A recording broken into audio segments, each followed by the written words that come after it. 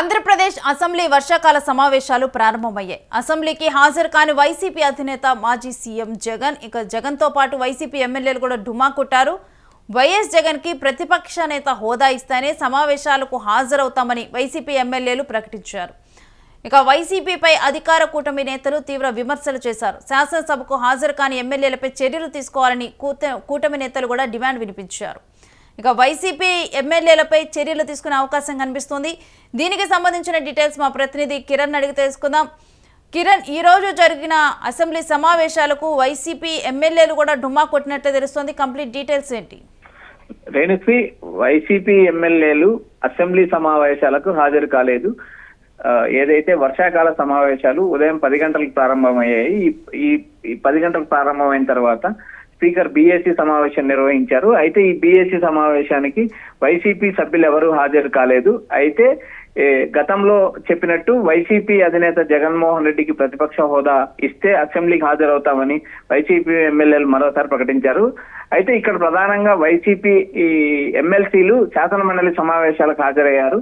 బొత్స నాయకత్వంలో శాసన మండలిలో వివిధ ప్రశ్నోత్తరాల కార్యక్రమం కూడా జరుగుతుంది.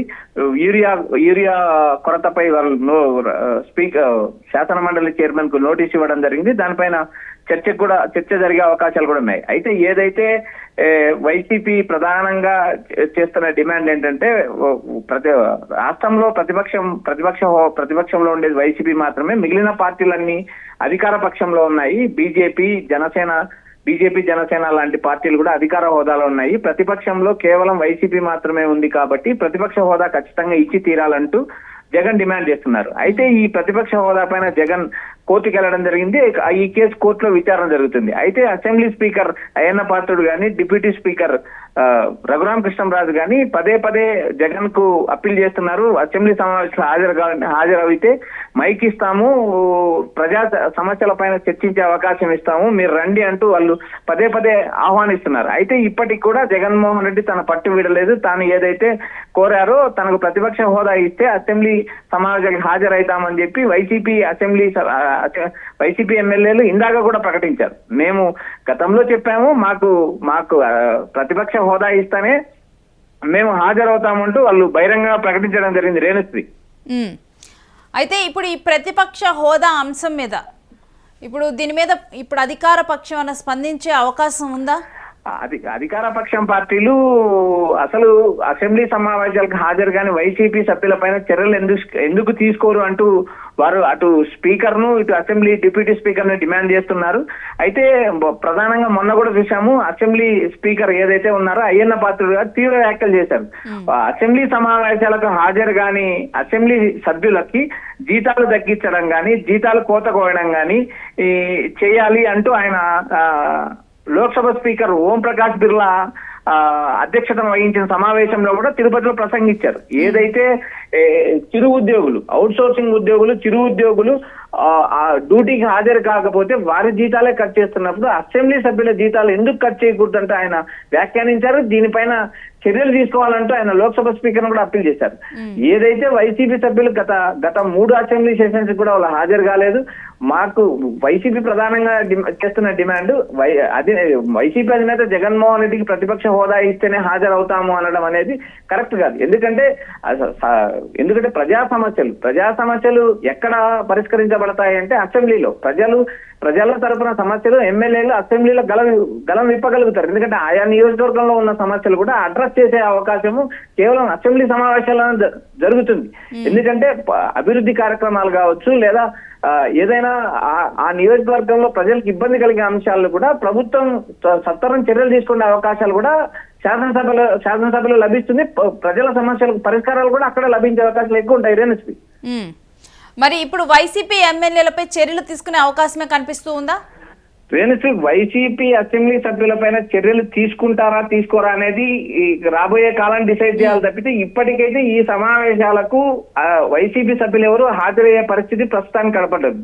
ఏదైతే జగన్మోహన్ రెడ్డి తప్ప మిగిలిన 10 మంది శాసనసభ్యులు హాజరవుతారని ప్రచారం జరిగినా కూడా వారు ఈ రోజు మళ్ళీ డిమాండ్ చేశారు. ఏదైతే మా అధినేత ఉన్నారో మా అధినేతకు మీరు ప్రతిపక్ష హోదా ఇస్తే మేము అసెంబ్లీ సమావేశాలకు హాజరవుతాము అని వారు మరోసారి డిమాండ్ చేశారు. అయితే ప్రస్తుతం శాసన మండలిలో ప్రతిపక్ష నేతగా ఉన్న బొత్స సత్యనారాయణ ఆధ్వర్యంలో మిగిలిన వైసీపీ శాసన మండలి సభ్యులు అసెంబ్లీ సమావేశాలకు హాజరయ్యారు. అక్కడ అసెంబ్లీ సెషన్స్ లో ప్రశ్నోత్తర కార్యక్రమం జరుగుతుంది. కేవలం అసెంబ్లీకి మాత్రమే జగన్ తో సహా మిగిలిన సభ్యులు హాజరు కాదు. అయితే ఈ రోజు మధ్యాహ్నం 3 గంటలకు అటు వైసీపీ ఎమ్మెల్సీలు ఇటు ఎమ్మెల్యేలతో జగన్ తాడేపల్లిలో సమావేశం నిర్వహించున్నారు. ఈ సమావేశంలో జరగబోయే కార్యాచరణ ఏదైతే అసెంబ్లీలో ఏం మాట్లాడాలి ఏమి అనే దానిపైన వైసీపీ ఎమ్మెల్సీలకు ఆయన సలహాలు సూచనలు ఇచ్చే అవకాశం ఉంది. Renu, right, thanks for the details Kiran. So ఇవాళ జరిగిన అసెంబ్లీ సమావేశానికైతే ఇటు వైసీపీ అధినేత జగన్మోహన్ రెడ్డి కానీ ఎమ్మెల్యేలు కానీ వీరెవరూ కూడా హాజరు కాలేదు. కేవలం శాసన మండలిలోనే బొత్స అధ్యక్షతన ఎమ్మెల్సీలు అటెండ్ అయ్యారు. అక్కడే యూరియా గురించి కానీ వీటన్నిటి గురించి కానీ వారు మాట్లాడుతూ ఉన్నారు.